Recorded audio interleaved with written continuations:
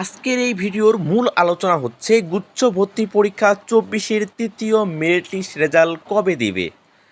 আসসালামু আলাইকুম, সকলকেই ওয়েলকাম করতেছি। আমি মোহাম্মদ নজরুল ইসলাম। আজকের এই ভিডিওতে আমি আসলে বিস্তারিত একটু আলোচনা করার চেষ্টা করব গুচ্ছ ভর্তি পরীক্ষা 2024-এর কবে তৃতীয় মেরিট লিস্ট দিবে, চতুর্থ মেরিট লিস্ট দিবে কি না, এবং এদের চূড়ান্ত ভর্তি এবং কবে নাগাদ ক্লাস শুরু হবে, সব কিছু একটু বিস্তারিত আলোচনা করার চেষ্টা করব।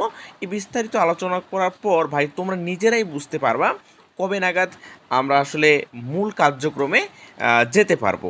তো কথা না বাড়িয়ে আমরা একটু পিছনের ব্যাকগ্রাউন্ডের দিকে যাই, আসলে এখন এই অবস্থায় কি চলছে। বৈষম্য বিরোধী ছাত্র আন্দোলনের পর বর্তমান অবস্থা কি দাঁড়িয়েছে, বিভিন্ন বিশ্ববিদ্যালয়ের ভিসি পদত্যাগ করতেছে, প্রক্টোরিয়াল বডি পদত্যাগ করতেছে, ছাত্র পরামর্শ নির্দেশনা বিভাগের যারা ছিলেন তারাও পদত্যাগ করতেছে। এরপরে হচ্ছে যে বিভিন্ন শিক্ষক পদত্যাগ করতেছে। আমার জানা মতে গতকালকে হাজী মোহাম্মদ দানেশ বিজ্ঞান ও প্রযুক্তি বিশ্ববিদ্যালয়ের ভিসি, প্রক্টোরিয়াল বডি এবং হচ্ছে ছাত্র পরামর্শ নির্দেশনা বিভাগ এই সকল শিক্ষক পদত্যাগ করছেন। এরপর হচ্ছে শাহজালাল বিজ্ঞান ও প্রযুক্তি বিশ্ববিদ্যালয়, ইসলামী বিশ্ববিদ্যালয়, জাতীয় কবি কাজী নজরুল বিশ্ববিদ্যালয় সহ বেশ কয়েকটা বিশ্ববিদ্যালয়ের এর সাথে সংশ্লিষ্ট ব্যক্তি যারা ছিলেন তারা পদত্যাগ করছেন।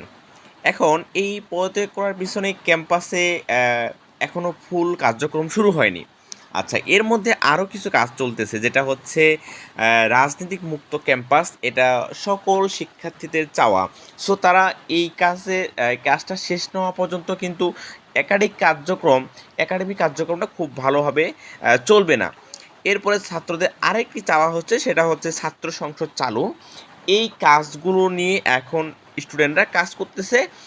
আমাদের বিশ্ববিদ্যালয় হাজী মোহাম্মদ দানেশ বিজ্ঞান ও প্রযুক্তি বিশ্ববিদ্যালয়ে সকল কার্যক্রম বা পরীক্ষা, একাডেমিক কার্যক্রম চালু হওয়ার কথা 18 তারিখ থেকে, অর্থাৎ 18ই আগস্ট সকল কার্যক্রম শুরু হবে। এর পরে হয়তোবা আমরা এই ভর্তি কমিটি বা ভিসি নিয়োগ, এই রকম যে সকল বিশ্ববিদ্যালয়ে ভিসিরা পদত্যাগ করছেন, হয়তো ভারপ্রাপ্ত ভিসি আসবে, অথবা ভিসি নিয়োগে একটু সময় লাগবে, যার কারণে এই সময়টুকু লাগতেছে। এখন যতদিন না তারা নিয়োগপ্রাপ্ত হয় ততদিন কিন্তু এই গুচ্ছর যে কার্যক্রম, এই কার্যক্রমে যাওয়ার কোনো প্রশ্নই আসে না। সো কবে গুচ্ছ তৃতীয় মেরিট দিবে এটা আরও অনেক দূরের প্রশ্ন। আচ্ছা, আরও কিছু কথা আছে যে কথাগুলো না বললে আসলে এই বিষয়টা ক্লিয়ার হবে না। আমি ইদানিং দেখতেছি যে বিভিন্ন ফেসবুক পেজ অথবা গ্রুপে, ইউটিউব চ্যানেলে একটা মন করা তারিখ দিয়ে দিচ্ছে, আগস্টের তৃতীয় সপ্তাহে বা আগস্টের চতুর্থ সপ্তাহে দিচ্ছে গুচ্ছের রেজাল্ট। এইরকম তারিখ আসলে গুচ্ছ ভর্তি কমিটি দিয়েছে কিনা এটা একটু আমরা দেখার চেষ্টা করি। জিএসটি ওয়েবসাইটে দেখা যাচ্ছে তারা 26/6/24 পরে কোনো তারিখ ঘোষণা করেনি, অর্থাৎ দ্বিতীয় মেরিট লিস্টের পর আর কোনো তারিখ ঘোষণা করেনি। এটা সুস্পষ্ট গুচ্ছ ভর্তি পরীক্ষার ওয়েবসাইটে দেখা যাচ্ছে। সো যারা বলতেছে যে অমুক তারিখ, অমুক মাসের প্রথম সপ্তাহ, এরকম তারিখ ঘোষণা করতেছে, সো এগুলো ওরা নিজের আইডিয়া মতো ঘোষণা করতেছে। সো এরকম অ্যাকচুয়াল কোনো তারিখ জিএসটি ভর্তি পরীক্ষার ওয়েবসাইটে প্রকাশ করেনি। এখন সবার প্রশ্ন হচ্ছে, তাহলে ভাই রেজাল্ট কবে দিবে? আসলে রেজাল্ট দেওয়ার এখন প্রক্রিয়াটা কি? যেহেতু বিভিন্ন ভিসি এবং হচ্ছে শিক্ষক মহোদয় পদত্যাগ করছেন, এই সংশ্লিষ্ট শিক্ষকরা উচ্চ ভর্তি পরীক্ষা কমিটিতে সদস্য ছিলেন। যেহেতু তারা পদত্যাগ করছেন, তাহলে কমিটিটা সংস্করণ করা প্রয়োজন, অথবা গুচ্ছ ভর্তি পরীক্ষার বাকি যে কাজটুকু আছে এই কাজটুকু নতুন কমিটি গঠন করে বাকি কাজটুকু সম্পন্ন করতে হবে।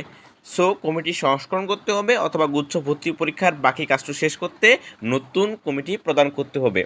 এরপরে এই কমিটি হয়তোবা মিটিং অথবা সভা ডাকবে, তারপর সিদ্ধান্ত আসবে যে তারা তৃতীয় মেরিট লিস্ট রেজাল্ট কবে দিবেন।